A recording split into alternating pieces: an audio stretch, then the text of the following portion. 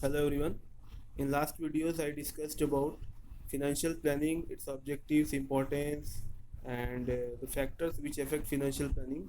In this video we will see what are the factors which affect capital structure of a company.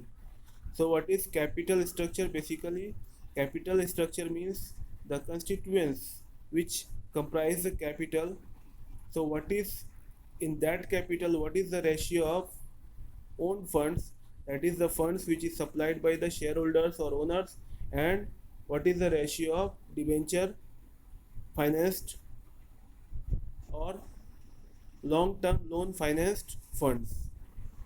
So when there is much of equity, most of the capital is comprised of equity, then that is called that situation, capital structure is called low gearing or trading on thick equity. And when there is more borrowed funds, then that is called high capital gearing or trading on thin equity. So let's see what are the factors which affect the capital structure. So trading on equity is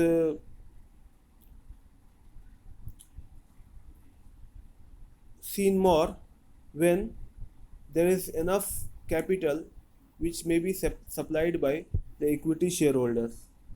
And there are two reasons when this is going to be beneficial. And why this is going to be beneficial: when the rate of return on investment is more than the rate of interest to be paid on debentures or borrowed fund, then it is advantageous to use equity share funds.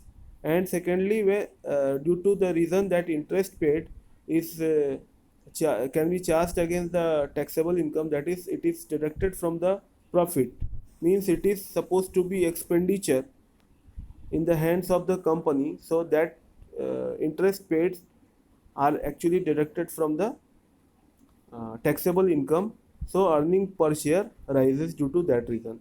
Now how to get earning per share? Earning per share equals to the total profit which may be distributed among the shareholders after paying all the interest and taxes, divided by the number of equity share.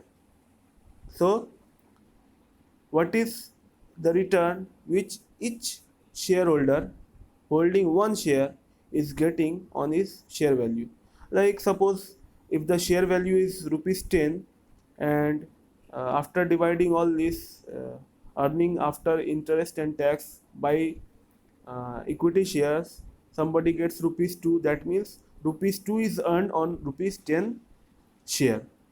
That means you may say that 20% return anyone can get, that by investing rupees 10, he or she, the shareholder, is getting about rupees 2. So now let's move to an example given in your book, through which it can be depicted how capital structure affects earning per share. Because what is the objective of the shareholders? Shareholders are the owners of the company, and they decide all the things about the company. And on representing them, for representing them, board of directors take all the decisions. So what is their objective? So what shareholders will require? Shareholder want that their earning per share should increase. And how this may be achieved? By making a proper sound capital structure. So let's see what is the example. A company requires 1 crore. That means it needs to raise 1 crore.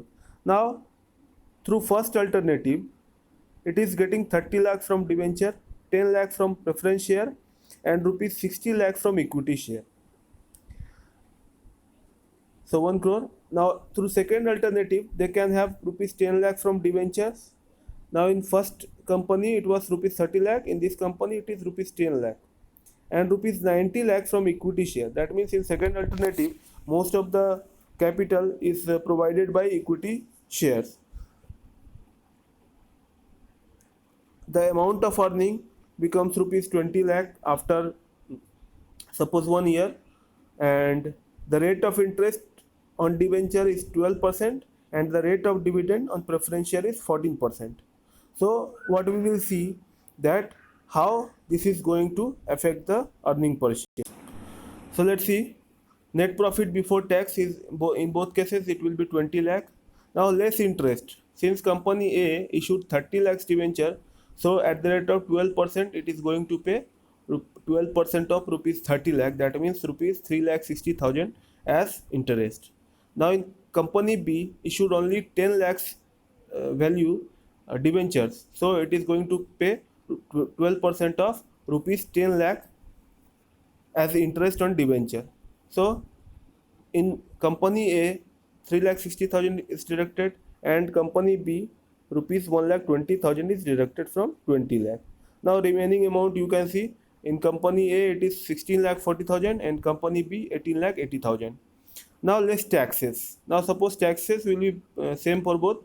So suppose tax is 50% flat rate, and so 50% of 16,40,000, 8,20,000, and 50% of 18,80,000 will be 9,40,000. So the remaining amount will be, after paying interest and tax, will be 8,20,000 for company A and 9,40,000 for company B. Now company B didn't issue any preference share, but company A issued preference share at the rate of 14%, and it issued 10 lakh preference shares. Value of preference share issued was 10 lakh. So 1,40,000 will be paid to the preference shareholders as their dividend. Now the remaining profit remains 6,80,000 for company A, and for company B it is 9,40,000. Now see, you will see that company A is getting lesser profit in terms of value, absolute value. You will see 6,80,000 is less than, very much less than, in fact 9,40,000. But since company B issued more of equity share and it had perhaps 90 lakhs equity share, so the earning per share will be rupees 1.04. In case of company A, it will be rupees 1.13. So what is the ultimate objective of shareholders? To increase the earning per share, and what they are getting in return, that company which is more dependent upon debentures and preference share, issuing less equity share, is getting more earning per share, and that company which is collecting more funds from by issuing equity share is getting lesser EPS. So that is the reason why trading on thin equity is preferable, and this may be adjusted in between because no absolute condition is desirable. Not any company cannot issue 90% debentures, because even if there is no profit they have to pay the interest, and on the preference share they have to pay the rate of return also. But equity shareholders are equally liable for losses. So if loss incurs, then equity shareholders are not required to be paid. So any manager, financial manager, has to rationalize how much is going to be owned fund and how much is going to be borrowed fund. But sometimes trading on equity can be done. So let's see what are the conditions. Rate of interest, when the rate of interest is higher than, rate of earnings is higher than rate of interest and the rate of preference dividend, then it is desirable to trade on equity. That means more of equity shares can be issued and can compose the capital structure.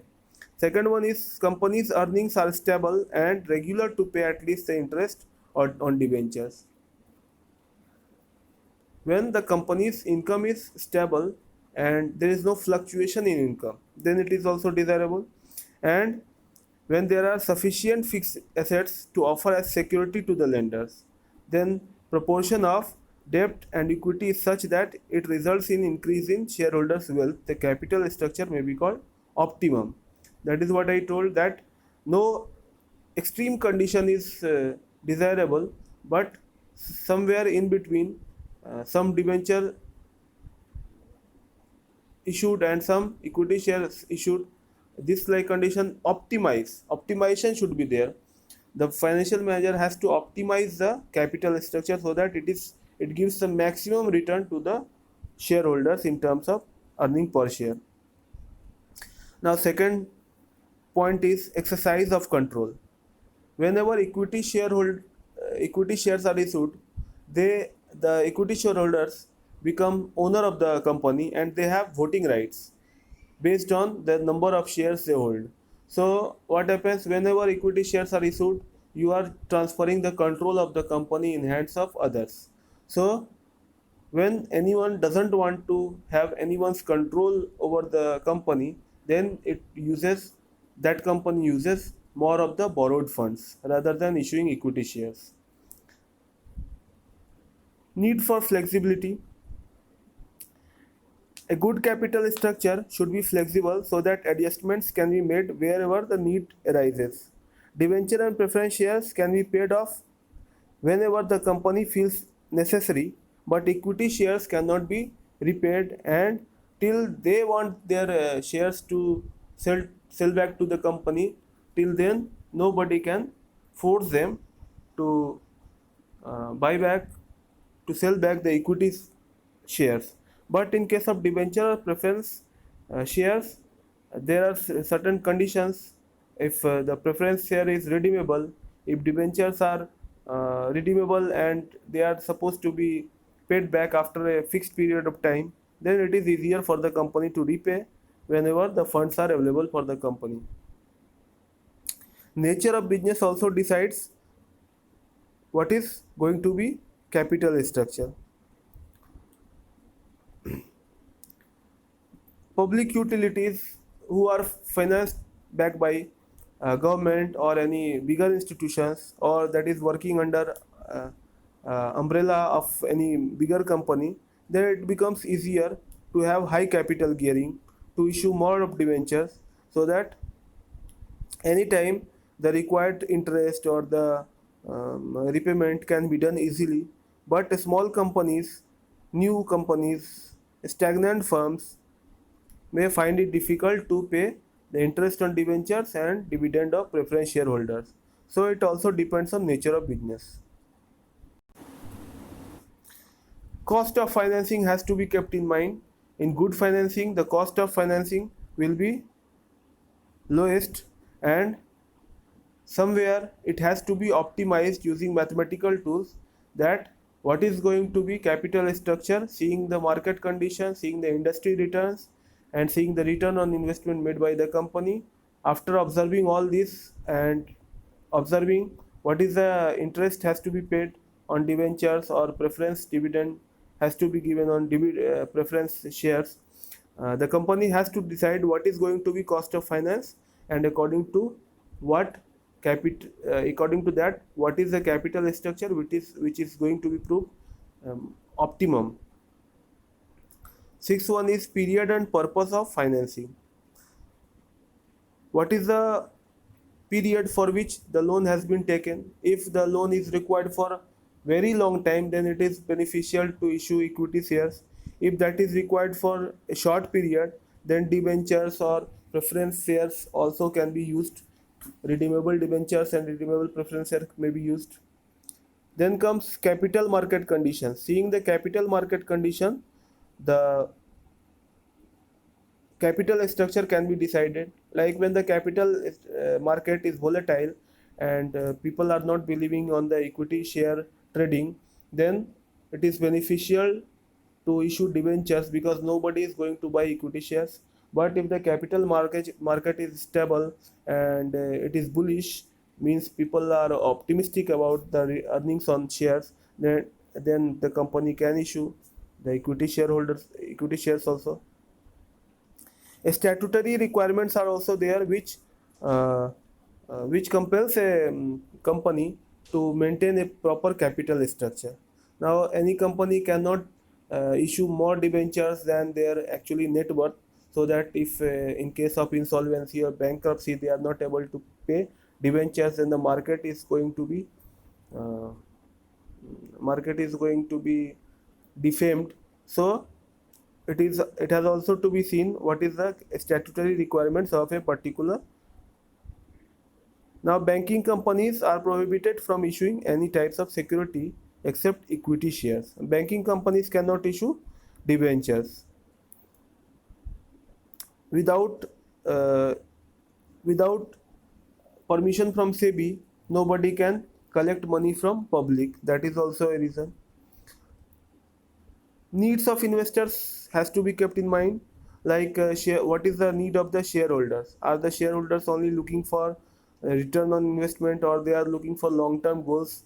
Then it has to be decided what is going to be the capital structure and what is the cash flow position. What is the ability of the company to repay its debt?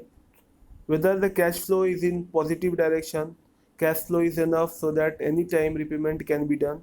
So all these factors has to be considered when anybody is going to decide what is going to be the capital structure. Thanks.